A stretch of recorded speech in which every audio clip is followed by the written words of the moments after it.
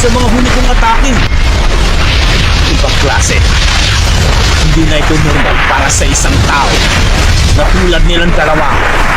Napakalakas ng mga kapangyarihan nila.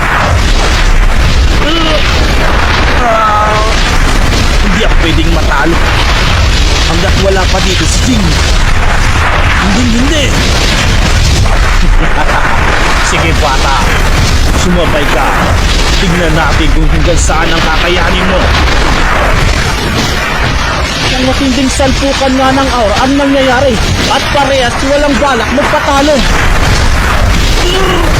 Alang-alang sa mga kasama ko, kailangan kitang matalo hanggang makabalik si Jing.